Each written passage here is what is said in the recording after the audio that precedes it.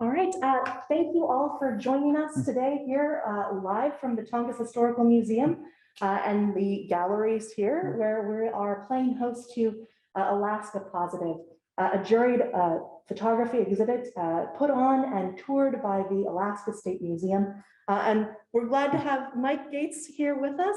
We feel like you've been here with us the whole time. That's what I hear. But fantastic. I'm glad that you're able to stop in and tell us a little bit about why you entered your work into the Alaska Positive show. Sure. Well, I'm tickled to be here. Thank you for asking again. Hello, world. But for the Alaska Positive show, this is the second time that I entered it. I entered it's supposed to be every 2 years, but they were down for a little bit while they were redoing the Alaska State Museum. The last time I can't remember if I even made it past the first round. There's a couple of rounds before you get to where it's hanging in the show.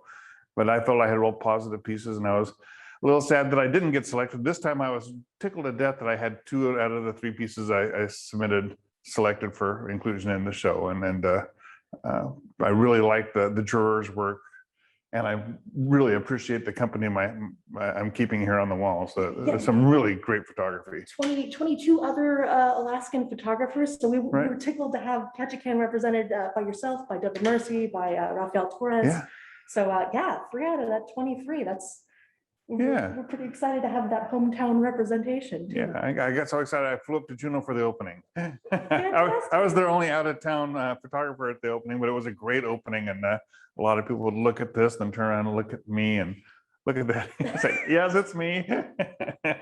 Well, you mentioned you'd entered the show in the past. What was that impetus? Why this show? Why was this something you wanted to make certain to enter? Well, I remember this show from when I was very young, when I was a young photographer. I've been doing this for a long time. And in the 70s, I can remember seeing the Alaska Positive show come through Petersburg, where I lived at the time. And they had it, I believe they hosted the show at the library there. And I was just really thrilled with all the pictures that were there, and said, man, I got to enter this one of these days. And it took a few decades, but I finally started entering it. And I'm a little bit in awe of photographers who submit to a lot of shows, because it's a lot of work. And I'm just really glad that I got accepted in my second time around. And I'm pleased with the pictures they chose. And I really enjoyed the comments that I heard that the juror had made. And when I went to the opening, I felt like a minor celebrity, because they were all excited for me to be there. And in fact, I visited Juneau this summer, and they all remembered me, and it was really cool. So it's a great thing to be a part of. And this is traveling around the state. I'm not sure if we're the last stop, but we're close to the end, because this is a 2019 show. It started December of 2019 is when they first displayed it, and it stayed in Juneau for a few months, and it has gone to Fairbanks and Anchorage, and I think Kodiak and a bunch of places. Well, one of the questions we've been asking is for photographers to tell us a little bit about your work. So I think we understand the subject matter of the what you took the photo of, but can you tell us a little bit about process here and oh, sure. This photo came about? Sure. I'm mostly known for colorful landscapes of the area, sunrises and sunsets and whatnot. And I'm really trying to do something different with my work these days. I'm still shooting the other because it's in my blood, I guess. This particular one is a selfie. I shot this with the same camera I shoot all my landscapes with, but it was pointed this direction, and it had a flash mounted on it, which gave it a really high contrast to it. And I was really kind of channeling one of my favorite portrait photographers, Yusuf Karsh, who has a really, his famous pictures include a really famous one of Ernest Hemingway, another big beard, but with a sweater or stuff. And I was kind of thinking of that when I was doing my processing on this to get this effect. Unfortunately, I'm kind of just a floating head, and I don't have a sweater. But that's where I was going with this. I really liked, I took up my contacts so that my eyes would be clearer, and shot a couple of exposures to make sure that my focus was spot on, and it really is. This thing would blow up much larger. And I'm a big fan of big prints, and that's a little bit bigger than life. So that's pretty much my process on that. When I post online to Instagram or Facebook or anything, I must be photogenic, because my self-portraits always get lots of response back. Fantastic. Now, can you point us toward where people can, I mean, obviously we've got the show here open until December the 18th, and folks can come up as part of that winter art walk Mhm. on Friday the 3rd, we'll be open later. So we'll be open from 5 to 8:30, so people can come out and see Mhm. the show and your pieces here. But Right. where else can people interact with and see more of your work? Oh, they can see me on Facebook. Just look for Mike Gates. On on Instagram, I'm Mike Gates Photography. And then I have MikeGatesPhotographer.com as my website. Okay, we'll make certain to share that, down in the comments so Sure. that people can connect and click in to see Sure. more of your work. And I'm thrilled when I get constructive comments, whether they're critical or just, yay. Every artist likes a little validation. Certainly. Well, I mean, we were so glad to be able to play host, of course, to these other photographers, but again, to photographers who are, plying their trade here in Southern Mhm. Southeast and in Ketchikan in Yeah. particular. Yeah, I was really pleased that my friend Raphael got some pieces in the show here too. He has since moved on to Chicago, where he continues to turn out great photographs. But every time there's anything in the paper or anything here, in fact, I came to the show and shot pictures of it and sent it to him, so he can see his work on the wall here. Fantastic. He's a gifted photographer too. So well, this isn't your only piece in the show, so we should have a clear track. We've got our camerawoman, Marnie Rickelman, who will follow us as we go around some of this exhibit and see the other piece. oh sure.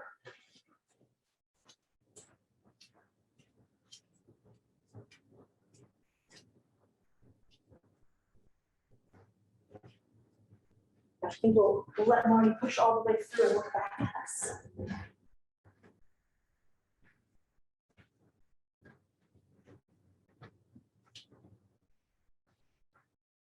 Yeah, hopefully that let people's appetite to see just a few of the corners of some of the different pieces. There's just great work here. Oh yeah. Yeah, and definitely varied. So we have another piece here. Can you tell us a little bit about the House of Pigeons? Sure. This is a little more reminiscent of what I'm known for, as far as deep color saturation, dramatic skies, and that kind of thing. This is a house that's kind of up the hill from the 49er on the main drag. You'll look up, you'll see it. It probably doesn't look nearly as scary in person. In fact, I know it doesn't. My buildings tend to look a little scary sometimes, but I was cruising around. I was drawn by the colors, the bright red and yellow on the house, but also it had so many pigeons on it. So I stopped and shot some pictures. This is actually quite a few exposures. With the work that I do, I frequently will shoot like 5 exposures of different shutter speeds. So from lighter to from way too light to way too dark, and I'll stack those together and I tone map them from there to. It's a process.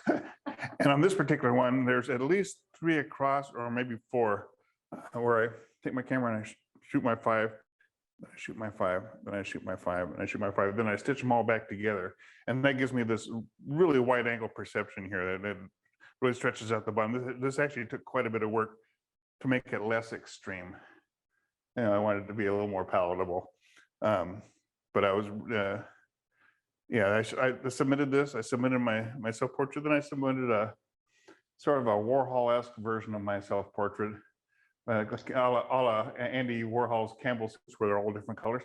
I did a big grid of different colors of my face and lots of psychedelic stuff. But fantastic. Yeah, like I said, I'm trying to stretch out of just landscapes. Well, I'm glad you mentioned, how you went into creating this photo, because I was always curious in going through this of seeing how you might have done the foregrounding on it. Right. Yeah. It was. I never do things the easy way. Nearly all of my landscape work is the same process that I use on this, with multiple exposures and multiple framings that I stitch back together in Photoshop. So a single picture may have 100 exposures, depending on how broad my scene is.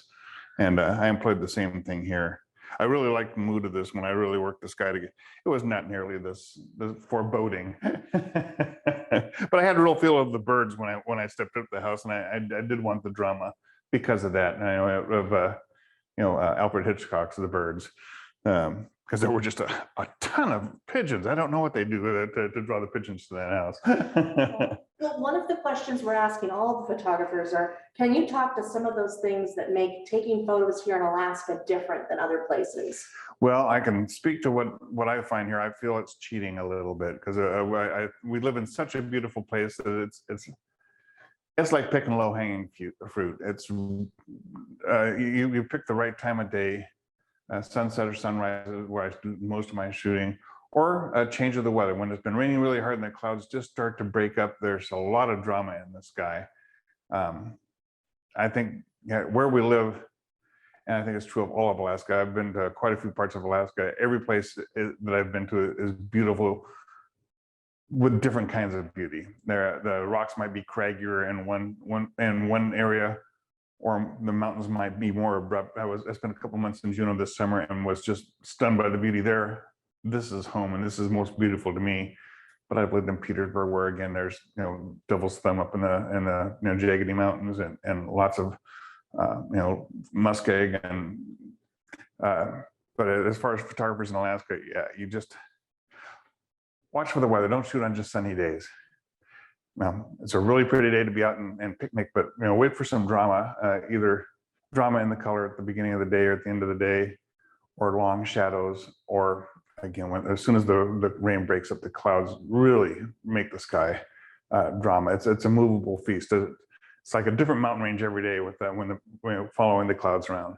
I probably got, I couldn't even count how many pictures of just Tongass Basin under different sunsets and sunrises, and everyone is a stand apart different than the others, and Yeah, that's fantastic. Now, I'm going to go to our cameraman. I don't know that we have any questions or we can see the Facebook feed as first comment. All right. Well, we will say that if there are comments, people can leave them down in the comments, and we'll make certain that we pass them along to Mike. Sure. And just to remind people that they can come out here and see the show. Alaska Positive, this is the 49th year of this show touring. So we're so delighted that you were able to join us here for the gallery. I'm thrilled to death that the show is here. It was here some years ago, and I really enjoyed it then too. This is definitely worth coming out to see. Yeah, fantastic. Is there anything else you'd like to share with us? I think I'm good. Okay, we'll plug people. I'm really accessible. If people have any questions, chase me down. I'm so easy to find. And now when they come and visit the show, they'll know what you look like. Too, so yeah, thank you all so much for joining us and joining us with Mike Gates here live from the Tongass Historical Museum. Our open hours, we're open Tuesday through Saturday from 1 p.m. to 5 p.m. And of course, on December the 3rd, as part of Art Walk, you can come and celebrate Mike's work, Deborah Mercy, Rafael Torres, and the other photographers from around here in Alaska who submitted and are in this juried show. So thank you all for joining us, and hopefully you'll join us in person and get to take a look at these photos here at the Tongass Historical Museum. So thank you. Thanks.